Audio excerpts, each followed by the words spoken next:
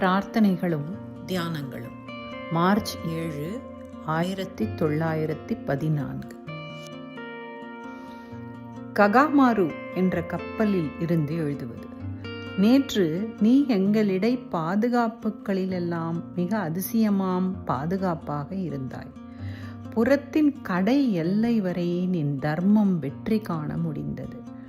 கொடுமையை அமைதியாலும் மிருகத்தன்மையை இனிமையின் சக்தியாலும் எதிர்கொண்டாய்.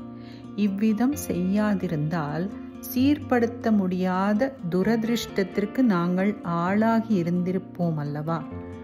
நின் வல்லமையின் மாட்சிதான் என்னே. எம்மனே, நான் எவ்வளவு உள்ளங்கனியும் நன்றியுடன் நின் சாநித்தியத்தை தொழுதேன். நின் பெயர் ஸ்மரணையால் செயற்படும் சக்தியும் சிந்திக்கும் ஆற்றலும் நின்னிலும் நினக்காகவும் வாழும் திறனும் எங்களுக்கு கிட்டும் என்பதற்கு இந்த நிகழ்வு ஓர் நிச்சயமான அறிகுறியாயிற்று. அது எண்ணத்திலும் உள்ளத்தின் இச்சையிலும் மட்டுமல்ல, நடைமுறையிலும் பயன் தரும் அளவுக்கு ஒரு பூரண சித்தியாகும் என்பதை கண்டேன்.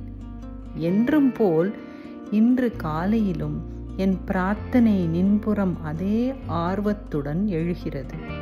நின் அன்பில் வாழ்ந்து நின் அன்பை எங்கும் பரவுமாறு செய்து எங்கள் தொடர்பால் அனைவரும் வலுவும் புது வாழ்வும் புத்தொழியும் பெறும் அளவிற்கு இதை செய்வதே என் இச்சை.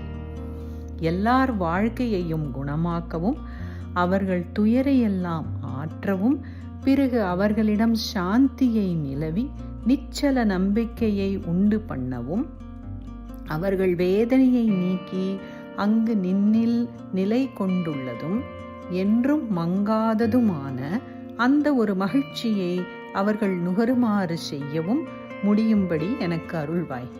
எம்மனே, எம்மனே, அதிசய நண்பனே, எல்லாம் வல்ல குருவே, எங்கள் இருக்கை முழுவதிலும் ஊடுருவி பாய்ந்து அதற்கு திரு உரு தந்து அதன் காரணமாய் நீ ஒருவனே எங்களுள் வதிந்து எங்கள் மூலம் செயல்படுவாயாக.